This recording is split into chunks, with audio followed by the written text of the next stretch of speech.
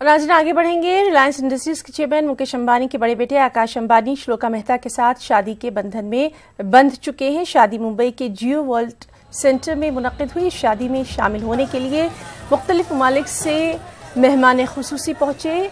UN के साबिक secretary general बान की मून, बरतानिया के साबिक वज़ीर-ए-आज़म टोनी ब्लेयर समेत कई अहम हस्तियां इस शादी में शामिल हुई। इस मौके पर एंतालिया को दुल्हन की तरह सजाया संवारा गया है।